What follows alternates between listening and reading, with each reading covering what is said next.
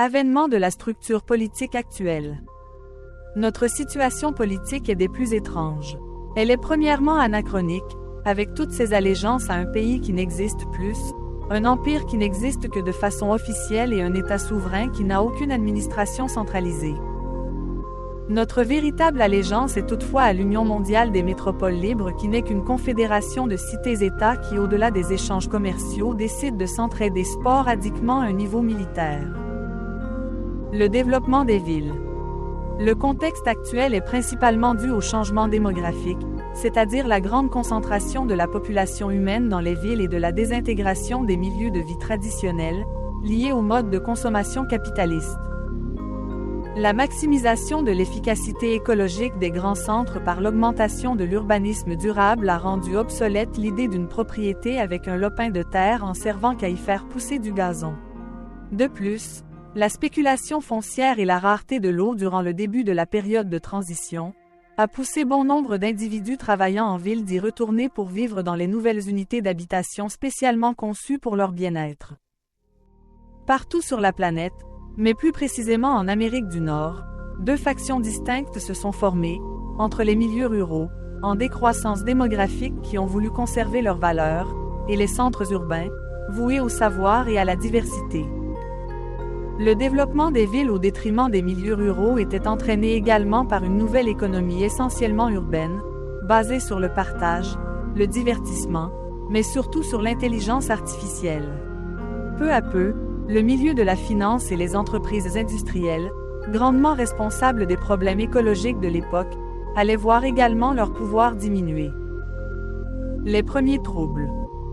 Si au début de la transition les capitalistes ont utilisé les masses incultes des territoires ruraux pour se maintenir au pouvoir, ils allaient bientôt en perdre le contrôle et entraînant les premières purges où des groupes paramilitaires, souvent soutenus par les services secrets des États capitalistes, se sont mis à viser des éléments qu'ils jugeaient subversifs. Malheureusement, ces attaques, souvent mal organisées, servaient plus à intimider qu'à conquérir. De plus, la réplique n'allait pas tarder à survenir. Si les policiers se montraient réticents à intervenir, car souvent ils partageaient les mêmes idées que ces milices, les groupes d'extrême gauche entrèrent bientôt dans la partie. La stratégie des partisans d'extrême gauche, particulièrement les anarchistes, n'étaient pas les attentats de grande envergure, mais plutôt des attaques ciblées. Si au début, les premières tentatives d'assassinat démontrèrent leur manque de préparation, les anarchistes abandonnèrent les têtes dirigeantes pour ne viser que les membres ordinaires. Le but était simple, terrifier les militants d'extrême droite qui pouvaient se croire protégés ou puissants à faire partie de ces milices. Leur sens du message allait captiver l'imagination, en prenant pour cible des militants des partisans du droit des armes. Ironiquement, la plupart d'entre eux furent massacrés à l'arme blanche, car leurs assaillants manquaient d'armes à feu, chose qui allait être rapidement résolue, suite aux nombreuses réquisitions qu'engendraient ces massacres.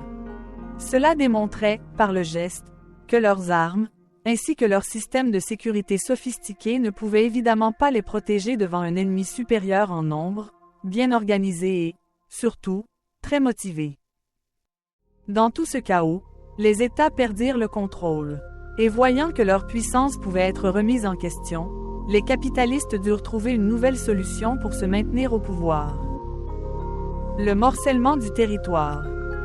Avant la transition, les policiers vinrent à avoir deux employeurs. Les États, qu'ils soient fédéraux, provinciaux ou municipaux, ainsi que des compagnies, que ce soit pour gérer la circulation, la sécurité lors d'événements ou des enquêtes privées. Voyant que les policiers ne protégeaient que les intérêts capitalistes, les habitants des villes finirent par envahir les postes de police, leur donnant encore accès à des armes, et de constituer les comités de sûreté publique, afin de maintenir l'ordre. Suite à la police, c'est toute l'administration municipale qui tomba aux mains des citoyennes et citoyens. Ces actions citoyennes, toutefois, étaient souvent dirigées par les dirigeants de la « nouvelle économie », qui placèrent judicieusement des personnes leur étant grandement redevables. Si la participation citoyenne prit une plus grande place, dans le processus décisionnel, parler de régime citoyen ou de démocratie directe, comme certains le prétendent, est néanmoins exagéré.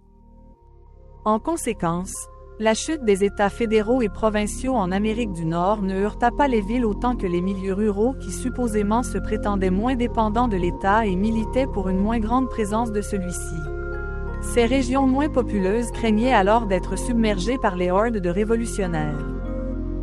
Voyant les campagnes aussi désespérées, les capitalistes chassés des villes ainsi que leurs policiers profitèrent de la situation pour s'approprier des secteurs entiers du territoire en échange de protection. Pourtant, les légions urbaines ne vinrent jamais, seulement quelques raids des éléments les plus radicaux eurent lieu, sans grandes conséquences. Pourtant, les territoires autrefois sous le contrôle des puissants États-nations allaient se morceler entre les cités libres et les territoires contrôlés par les capitalistes. Ce qu'on allait appeler plus tard le néo-féodalisme.